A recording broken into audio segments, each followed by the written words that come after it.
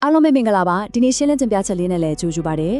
ေဒီနေ့မှာတော့အောင်မြင်မှုခွေးလမ်းမှာတကယ်ကိုမပါမဖြစ်တဲ့ဇွဲလုံလန်းနဲ့ကြမ်းခိုင်မှုဆိုတဲ့သဘောတရားတွေကိုဆွေးနွေးသွားမှာပါအဓိကကတော့ဒီအရာတွေကိုနေ့စဉ်လက်တွေ့အသုံးချနိုင်မဲ့အဆင့်တစ်ဖြစ်ဘလို့ပြောင်းလဲမလဲဆိုတာပါပဲတကယ်တော့လေအောင်မြင်မှုဆိုတာကြီးမားတဲ့လျှို့ဝှက်ချက်ချင်းရှိနေတာမဟုတ်ပါဘူးနေ့စဉ်ပုံမှန်လှုပ်ဆောင်နေတဲ့အလေးကျင့်တွေပုံမှာပဲရခိုင်နှုန်းပြမူတည်နေတာပါကဲဆက်လိုက်ကြအောင်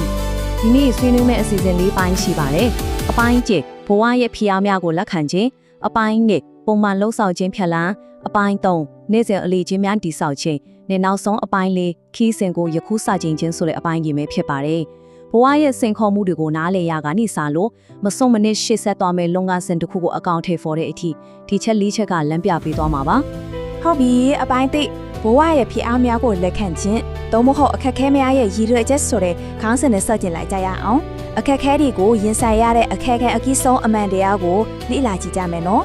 မူရင်းစာသားတွေမှာချက်ချင်းတွေ့ရတဲ့အခက်ကဘာလဲဆိုတော့အခက်ခဲဆိုတော့ချူရင်းချက်မဟုတ်ဘူးစိတ်သက်ခွန်အားကိုစမ်းသပ်ဖို့နဲ့တိစောက်ဖို့တမင်ရွေထားတဲ့အရာတစ်ခုဖြစ်တယ်ဆိုတာပါပဲတာမနာဖွင့်တော့လူတိုင်းကဘဝကြီးကိုလွယ်ကူချုံးမွေ့နေဖို့ပဲညှို့နှင်းတတ်ကြတယ်လေဒါပေမဲ့လက်တွေ့မှာကျတော့ခန္ဓာကိုယ်ကြွက်ပါးတွေခွင့်ဖြိုးဖို့အလေးပင်နေမှပဲလေ့ကျင့်ခတ်လို့ရတယ်လို့မျိုးပဲစိတ်သက်ကြံ့ခိုင်လာဖို့တွေ့လေဘဝရဲ့အခက်ခဲဆိုတဲ့ခုခံအားတွေမဖြစ်မနေလို့ရပါတယ်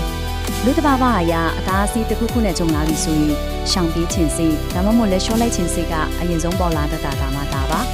ဒါပေမဲ့တကယ်တမ်းကျတော့အသားအစီတိုင်းဟာလက်လျှော့အရှုံးပေးဖို့အချက်ပြနေတာလုံးဝမဟုတ်ပါဘူးကိုယ့်ရဲ့စွမ်းရည်ကိုမြင့်တင်ပြီးရှေ့ထွက်ရင်ဆိုင်တိုက်ပွဲဝင်ဖို့တွန်းအားပေးတဲ့ယဉ်တရားတစ်ခုအနေနဲ့ဒါတည်ရှိနေတာပါဆိုတော့စင်ခေါ်မှုတွေကိုထပ်ပြရမယ့်အရာတွေလုံးမမြင်ပဲပုံမတန်ဆွမ်းလာစေမယ့်လက်ချင်းရည်ခွင့်တစ်ခုအဖြစ်ရှုမြင်ဖို့လိုအပ်ပါတယ်စိတ်လေးကိုဖိအားအောက်မှာဖန်တီးထားတယ်ဆိုတဲ့ဒီကောင်းလို့ချစ်လေးကတကယ်ကိုထိရောက်ပါတယ်တန်ဖိုးရှိဆုံးရလက်တွေရဖို့ကြီးမားတဲ့ဖိအားတွေမလန်းမထွေလိုအပ်တယ်ဆိုတာကိုအတိအလင်းသတိပေးနေရပါဖိအားဆိုတာတက်တောင့်တက်တာမရှိတဲ့အရာတစ်ခုဆိုပေမဲ့အဲ့ဒီဖိအားကလည်းတာမန်အခြေအနေတစ်ခုကနေအဖိုးတန်တဲ့အရာတစ်ခုဖြစ်ပြောင်းလဲပေးနိုင်တာလေလူသားတွေဆိုတာအခက်အခဲတွေကိုရှောင်ကွင်းပြီးဒီလိုက်ထိုင်ချင်းတွေကိုဖန်တီးထားတာမှမဟုတ်တာပဲဒီနိုင်ရှင်ချက်ကိုကြည့်လိုက်ရင်ချင်းကပုံမျိုးကြားကကြီးမားတဲ့ပွားချက်ကိုရှင်းရှင်းလင်းလင်းမြင်ရပါလိမ့်မယ်အောင်မြင်မှုကိုဒီတိုင်းထိုင်ဆောင်ပြီးကံတရားကိုမျှော်လင့်နေတာဟာတကယ်တော့မျှော်လင့်ချက်မှတ်ခြင်းနဲ့စိတ်ပဲအားငယ်ခြင်းတွေကိုပဲဖြစ်ပေါ်စေနိုင်ပါတယ်ဆန့်ကျင်ဘက်အနေနဲ့လေချသွားတိုင်းပြန်ထားပြီးတိုးတိုးချောချောတက်ပေါ်ဝင်တဲ့မဆုံးမနစ်ကမီလန်ကတော့ကိုဘွားကိုကိုယ်တိုင်ထိချုံနိုင်စွမ်းရှိတဲ့ဆိုရင်ယုံကြည်မှုကိုရရှိစေပါတယ်ဘလောက်ပဲခက်ခဲပါစေအရှုံးမပေးဘူးဆိုတဲ့စိတ်ကအောင်ပွဲစီကိုဖော်ဆောင်သွားမှအသိကြပါပဲကဲအပိုင်းလေးကိုဆက်သွားကြရအောင်ပုံမှန်လှုပ်ဆောင်ခြင်းဖြက်လန်းတို့မုံအသေးစားအားထုတ်မှုမှာတစ်စိကံကောင်းမှုကိုဖန်တီးခြင်းဆိုတဲ့ကဏ္ဍပါဒီအချက်တွေကအခွင့်အလမ်းတွေဖန်တီးဖို့ယုံကြည်သိချရတဲ့မဟာဗျူဟာတစ်ခုအဖြစ်ဘယ်လိုတည်ဆောက်သွားလဲဆိုတာလေ့လာကြည့်ကြပါမယ်လူတော်တော်များများကအောင်မြင်ဖို့အတွက်လွယ်ကူမြင်ဆန်တဲ့ဖြက်လန်းကြီးကိုအမြဲတမ်းရှောက်ခွေတက်ကြတယ်မဟုတ်လား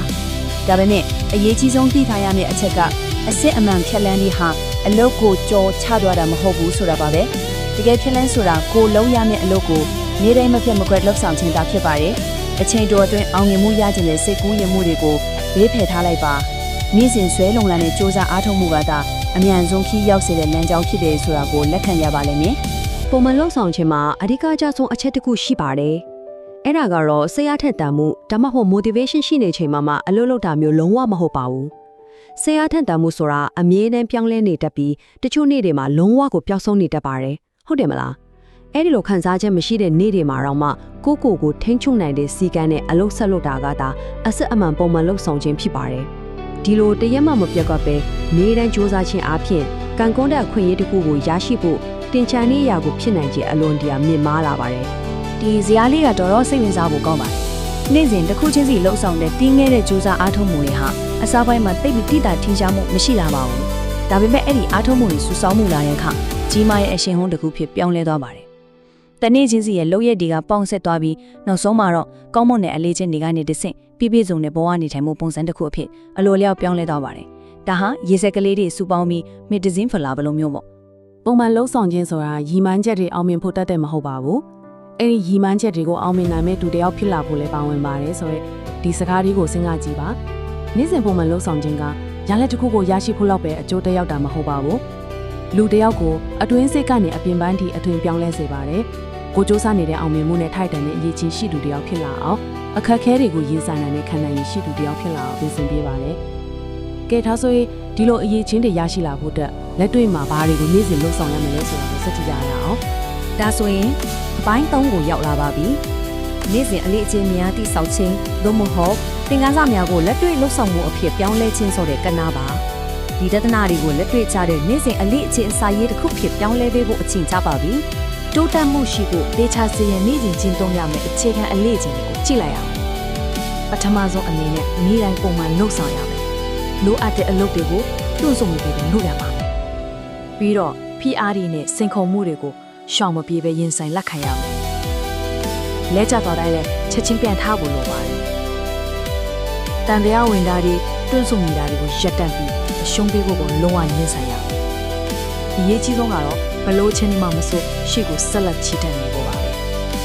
ဒီအလေးအကျင့်တွေကိုနေ့စဉ်မဖြစ်မနေလို့ဆောင်သွားရမှာပါတကယ်ကိုအရေးကြီးပါတယ်ဒီအလေးအကျင့်တွေကိုဒီဆောက်ဖို့ရှင်းလင်းတဲ့နေ့စဉ်အဆင့်တွေရှိတာတဲ့ပထမအဆင့်အနေနဲ့ကိုရင်ဆိုင်ရမယ့်စင်ခေါ်မှုနဲ့အခက်အခဲကိုမျက်ကွယ်မပြုဘဲပုံမှန်လင်းလင်းအတိမပြုလိုက်ပါဒုတိယအဆင့်ကတော့အခက်အခဲဆုံးပါတယ်အလုပ်လုပ်ခြင်းစိတ်မရှိတဲ့ခံစားချက်တွေကိုဘေးဖယ်ထားပြီးလှုပ်ရှားရှိတဲ့အလုပ်ကိုစတင်လှုပ်ဆောင်လိုက်ပါကတိယအဆင့်မှာကြီးမားတဲ့ခြေလမ်းဖြစ်စေပေးငယ်တဲ့ခြေလမ်းဖြစ်စေရှေ့ကိုတလန်းတိုးလိုက်ပါဒီလိုစက်တိုက်လုံးဆောင်သွားတဲ့အခါစတုထအဆင့်ဖြစ်တဲ့ပေယာကမှတားဆီးလို့မရနိုင်တဲ့အရှင်ဟွန်းတစ်ခုတိဆောက်ပြီးသားဖြစ်သွားပါလိမ့်မယ်နောက်ဆုံးအနေနဲ့အပိုင်းလေးကြီးစဉ်ကိုယခုစတင်ခြင်းသို့မဟုတ်လက်တွေ့လှုပ်ဆောင်ရင်အရေးကြီးမှုဆိုတဲ့ကဏ္ဍကိုလေ့လာကြည့်ကြရအောင်ဒီထားရဲ့အသိပညာတွေကိုအခုချက်ချင်းလက်တွေ့အကောင့်ထည့်ဖို့လုံးဝလိုအပ်ကြောင်းကိုဒီပိုင်းမှာအဓိကထားရှင်းပြထားပါပြီကဘာကြီးကဘသူကမှအလို့ရအောင်မြင်မှုတွေပေးရဖို့တာဝန်မရှိသလိုဘာအကျွေးမှလည်းတင်မနေပါဘူးဒါလက်ခံရမယ့်အရှိတရားတစ်ခုပါပဲအချိန်ဆိုတာကိုကအသင့်ဖြစ်ဖြစ်မဖြစ်ဖြစ်ကုံဆုံးသွားမှာပါ